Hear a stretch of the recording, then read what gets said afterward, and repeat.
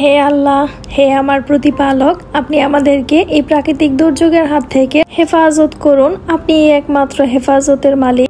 আসসালামু আলাইকুম, আমি নুসরাত নীলা। সবাইকে ওয়েলকাম করছি আমার নতুন আরেকটি ব্লগে। আশা করছি যে যেখান থেকে আমার ভিডিওটি দেখছেন আল্লাহর রহমতে ভালো আছেন। তবে ঘূর্ণিঝড় রেমালের কারণে উপকূলীয় এলাকার মানুষজন কিন্তু ভালো নেই। যতটুকু আমরা দেখেছি সামাজিক যোগাযোগ মাধ্যমে, এগুলো দেখে হয়তো 10 ভাগ কষ্ট আমরা অনুভব করতে পারছি, কিন্তু আসলে ওনারা কতটা অবর্ণনীয় কষ্টে আছেন একমাত্র ওনারাই জানেন। বাড়িঘর পানিতে ভেসে গিয়েছে, গরু, ছাগল আরো অনেক ধরনের। আসলে বাড়িঘর যদি পানিতে ভেসে যায় তাহলে আর একটা মানুষের কি থাকে।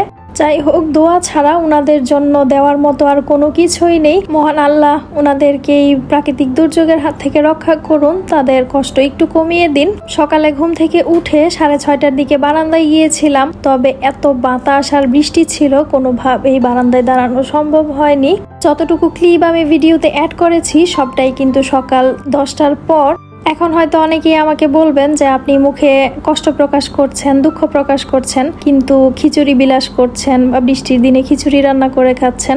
সত্যি বলতে কি, ওই দিনের খিচুড়ি রান্নাটা মোটেও আমার কাছে বৃষ্টি বিলাস কিংবা খিচুড়ি বিলাস ছিল না। এত ঝড় বৃষ্টি ছিল, আমি আমার হেল্পিং হ্যান্ডকে ফোন দিয়ে বলেছি এত ঝড় বৃষ্টিতে আপনার আসার দরকার নেই। ঘরের সবাই যেহেতু নাস্তা করবে, তাসবির বাবা, চাচ্চু কাজে গিয়েছিল সেদিনও, আমাদের সবার যেন এক নাস্তাতেই হয়ে যায়, সেজন্য আমি খিচুড়িটাকে বেছে নিয়েছিলাম। আর তাছাড়া হেল্পিং হ্যান্ডকে তো ফোন দিয়ে নাই করেছিলাম।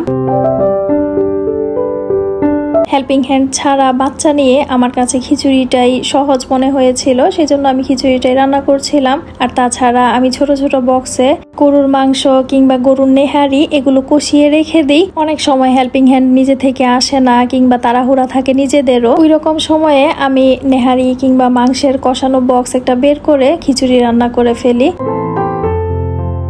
কাল রাতে তাসবির চাচ্চু লিচু নিয়ে এসেছিল, তো আমরা যখন শুয়ে পড়েছিলাম তখন এসেছিল, তো এগুলো আর গুছিয়ে রাখিনি। লিচু আর লাঞ্চ বক্স এইভাবেই টেবিলে আছে। ভাবলাম লিচুর বোটাগুলো ছোট ছোট করে রেখে বাকি হাবিজাবিগুলো ফেলে দেই।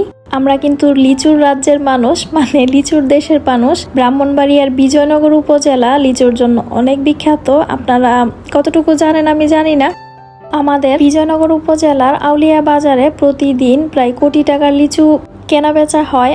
আমার বাড়ি কিন্তু আউলিয়া বাজারের পাশাপাশি গ্রাম। আমাদের এলাকায় কাঁঠাল এবং লিচু বাগান নেই, এমন কোনো বাড়ি নেই। যদিও কাঁঠাল আমার খুব একটা পছন্দ না, তেমন খাওয়াও হয় না, তবে এই চায়না 3 লিচুটা কিন্তু আমার অনেক ভালো লাগে। বোম্বাই লিচু খেতেও খারাপ না, কিন্তু লিচুর মধ্যে আমার কাছে মনে হয় যে লিচুর রাজা এই চায়না 3 লিচু।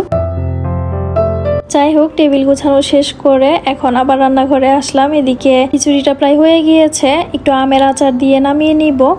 লিচু গোছানোর সময় এক ফাঁকে এসে আমি পায়ের হাড়গুলো দিয়ে গিয়েছিলাম। আর আজকের খিচুড়িতে চালের পরিমাণ একেবারেই কম। মুগ ডাল আর মসুর ডাল মেপে নেওয়ার পর দেখলাম যে পোলাওর চাল একেবারেই নেই, যেটুকু ছিল ডালের অর্ধেক পরিমাণ হবে, তো সেটুকু দিয়েই রান্না করলাম। এছাড়া তো কোনো কিছু করারও নেই। এদিকে গ্রামের বাড়িতে ফোন দিয়েছিলাম আব্বু আম্মুর সাথে, প্রায় 4 দিন পর আমার কথা হয়েছে। একটানা 3 দিন বিদ্যুৎই ছিল না, আর গাছপালার অনেক ক্ষয়ক্ষতি হয়েছে। তো আব্বু আম্মুকে বলছিলাম যে এই ক্ষয়ক্ষতি তো কোনো কিছুই না, আমরা তো আলহামদুলিল্লাহ ভালোই আছি। যাদের ঘর বাড়ি কিংবা সহায় সম্পদ যাই বলি না কেন পানিতে তলিয়ে গিয়েছে, তারা বুঝতে পারছে কষ্ট কি জিনিস। তবে সেই জায়গা থেকে মহান আল্লাহ তো আমাদেরকে আলহামদুলিল্লাহ ভালোই রেখেছেন। আজকে ভিডিও শেষ প্রান্তে এসে আপনাদেরকে পুরনো কথাটা আবারও বলছি, একটি লাইক দিতে প্লিজ কেউ ভুলবেন না। আপনাদের একটি লাইক আমার কাছে অনেক মূল্যবান। আজকের মতো এই পর্যন্তই। আল্লাহ হাফেজ, আসসালামু আলাইকুম।